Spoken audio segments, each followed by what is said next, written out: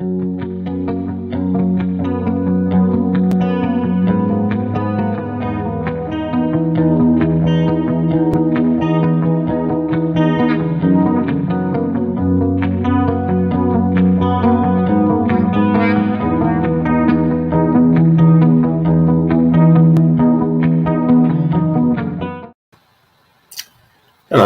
welcome to our weekly coffee break with Kardec.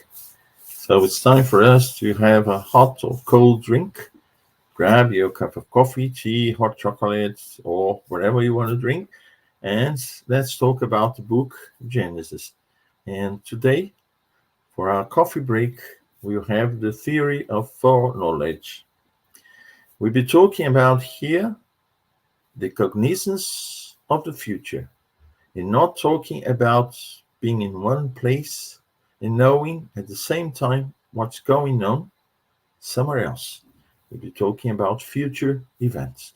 We see, for instance, that the Bible is full of predictions. And those predictions, some of them had great detail. For instance, the coming of the Messiah in Israel. And details of his passage here on earth. And then we ask ourselves, how is cognizance of the future possible? Well, what Kardec tries to do here is to analyze it as a natural phenomenon that can be explained by Spiritism and by the knowledge that we already have about life and spirit, and also the properties of the perispirit. So everything can be seen now from this perspective.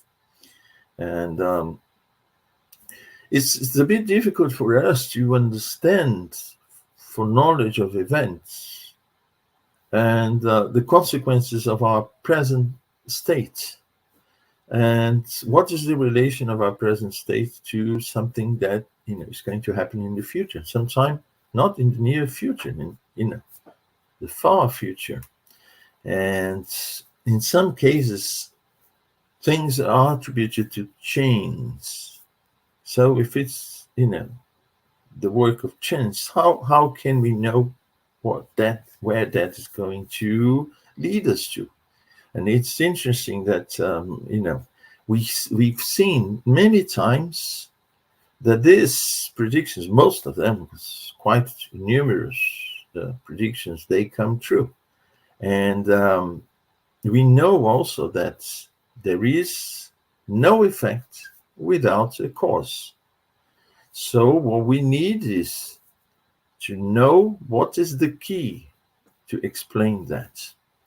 And we might bear in mind that despite all the knowledge that the spirits brought to us and Kardec compiled within the Spiritist books, we have a great deal to know, to learn yet. We are just at the very beginning of our school of life. But we already have some elements that will help us and give us a clue that how is it possible to know the future, and what are the circumstances that it is allowed for us to know about the future.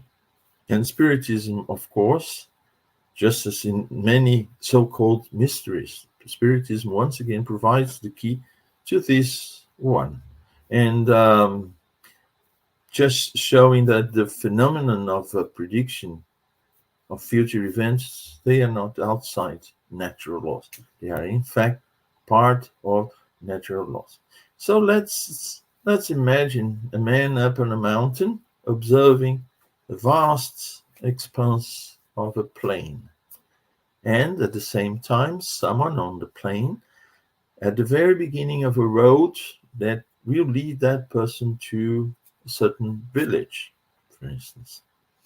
The person on top of the mountain knows all the path, knows very well the terrain, can observe the terrain, can observe the dangers, knows where the nice areas are, knows where there is food available, perhaps some trees with the fruit and so on, where the person can spend the night, some inns along the path, so everything.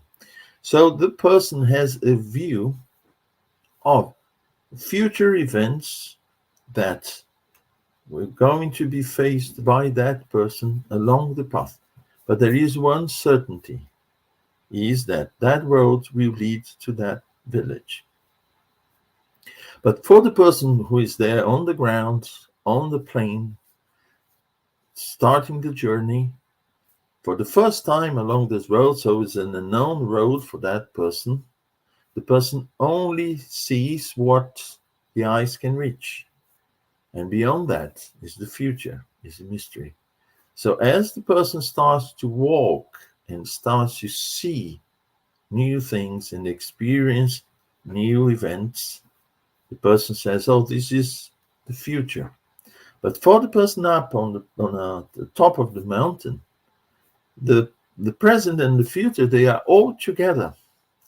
The person already see the journey and could, we can say, predict all the events along the journey. And they came true. But for that person on top of the mountain, that was part of the present, not of the future, because the person could see the whole journey ahead of him or ahead of her. Whereas for the other person, everything was new events, and the course of the journey was unknown. And it happens more or less like this also. We can make another comparison, more modern comparison. This was used by Kardec, but we can also use, for instance, the weather forecasts. Why is the weather forecast better today? The predictions are much better than they were some decades ago. And the reason is because we have better computers to process the information. We can collect more information, and we know better the laws. The laws that tell us about the change in pressure, the movement of masses of air, and the oceans and so on, all the events. So we gather a great deal of data, and we can process those data. And by processing those data, we know the phenomenon much better. And we know what's going to happen. We can tell people in advance that in 2-3 days, the temperature will change, the weather will change, we'll have some rain. The precise time the rain will start, of course, every now and then, and then we have some, the predictions fail. But most of the time, we get there, we look at the weather forecast for the whole week, and we know that it's very nice now, clear weather, nice temperature, but in 2-3 days, it's going to be completely different. And sometimes, it's possible to predict storms and so on, and sometimes we get amazed. And in terms of life, it's more or less the same. I made a crude analogy, but in life, it's more or less the same. Our faculty is the computer and all these devices collecting data all the time for all parts of the world. As we evolve, we dematerialize ourselves, and we develop to higher degrees all the faculties that we already have dormant, and they are waiting to be developed. And of course, these faculties, they may be developed when we return to spirit. They may be more developed within us, but the physical body, as we've mentioned so many times, it limits the manifestation of many faculties that we have as a spirit. And if we are spirits of very high degree, and we already, these faculties very, very developed. So when we look at the present, we bring together to this present the future as well. And we know that all of us one day will be perfect spirits. We'll reach perfection. This is our destiny, the destiny of all of us. This is that village along the path. We don't know exactly what's going to happen, the sequence of events along the path, but we know that our aim is there. Our certainty is that village. So The problem is that we know very little about God's laws, the laws of nature, the laws that govern the universe, all corners of the universe, visible and invisible to our eyes. And because we have that limitation, we can't see the events in their full extent. We only see, just like the man along the road or the woman along the road starting their journey, they can only see what their eyes is capable of seeing around them. They can't see beyond that. And that's why some spirits can see natural events for one person and for a group of people, even for the whole planet, for instance, because they know the laws, they know how they operate, and they know what the consequences are. Due to the causes, they will have the effect to that. But the thing is, all these laws, they make sure we'll get to perfection. This is the thing. If we go against the law, if we break those laws, or one of them, or many of them, at a certain point, what happens to us is actually going to bring us back to make sure that we will reach perfection. So we are free to decide what our actions are. And due to our actions, these laws will bring the reaction. That's a natural phenomenon. And that reaction will make sure we will reach perfection. Sometimes we bring suffering upon us because we broke those laws. And the suffering is because we don't understand the laws, the full extent, but one certainty we have. If they are the perfect laws, and God is all love, all justice, whatever is happening to us, and I say it's very difficult to accept that at the level that we are, because we overvalue ourselves, our development, and we undervalue the perfection of the laws. So it's difficult for us to understand that the consequences, whatever is happening to us today, is the consequence of our behavior before those laws. And the end result is taking us or bringing us back to the right path. So what the spirit says, as the spirit dematerializes itself, it's going to be able to see things, see the future as part of the present. And we should also understand that time is very relative. Not just talking about the theory of relativity, where Einstein proposed that time was no longer rigid. It was also a variable together with the space, the three-dimensional space. So making this problem a problem of four variables, 3 for space and 1 for time. But also the sense that we have of time.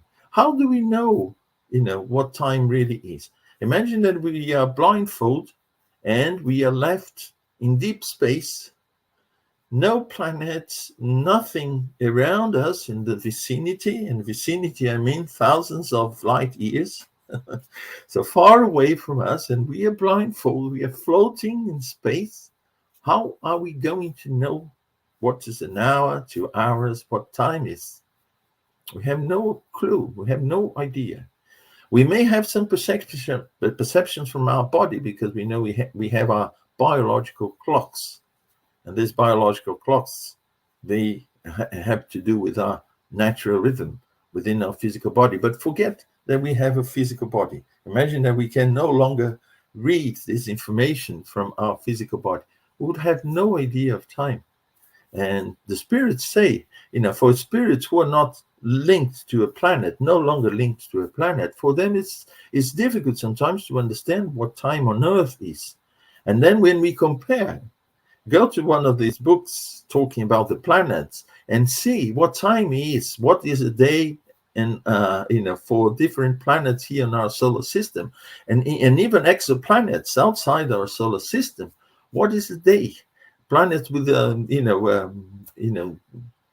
different stars, and so we see that time, as we measure time, is something that is very relative. But we won't go deep into that because it's also a very complicated subject. But just to give us an idea what when we say that for evolved spirits, they see the future together with the present. So it's part of the present. It's not just the future.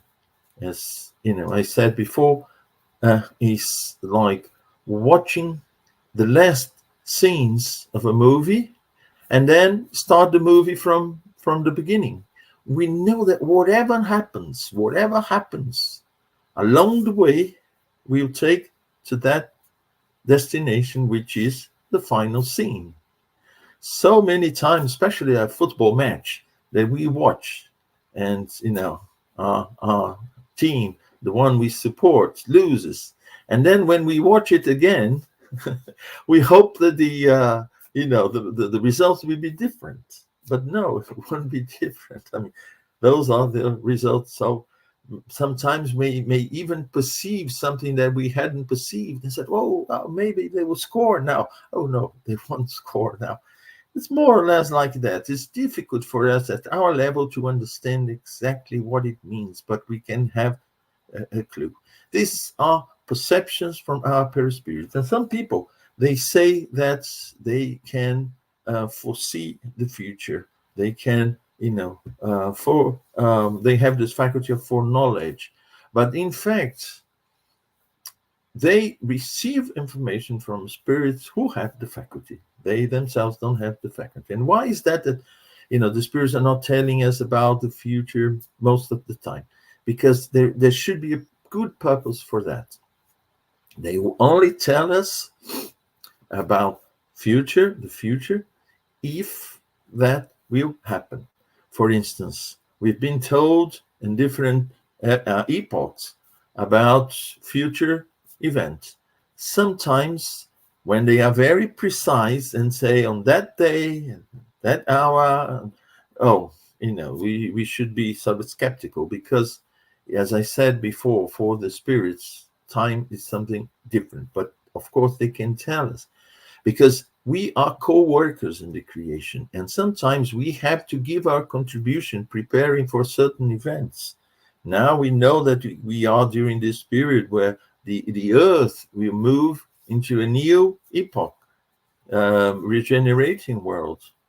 And it's important that we collaborate. We won't come ready-made for us, like, a ready-made meal or whatever. Oh, here it is. No, we are co-workers and we have to take part in that because the process of learning and using our free will and showing our commitment is actually building up that moment. And then when it's ready, it will come. And it will come and we'll be aware that it has come. So we'll be able to make the extra effort to contribute to the advent of something. And that's why the spirits say sometimes it is important to warn people. Of course, they are aware of how much and what to tell us in order to help us. Otherwise, we'll just say, okay, well, I don't need to do anything anymore to make any effort because I know I'll be perfect one day. And that's it. I'll just sit back and relax and let time pass. And we know it isn't like that because we are not there yet. If I don't start walking along the road, I'll never get there. But the sequence of events until I get there, I may not know. But it's important that I keep on moving, keep on walking towards the aim. So that's why they are not always telling us about that. And there are many other aspects, of course, that can be talked and developed on this subject. But I think this, in my view, is is adequate for today's coffee break. And hope to see you next week for another coffee break. Until then, bye-bye.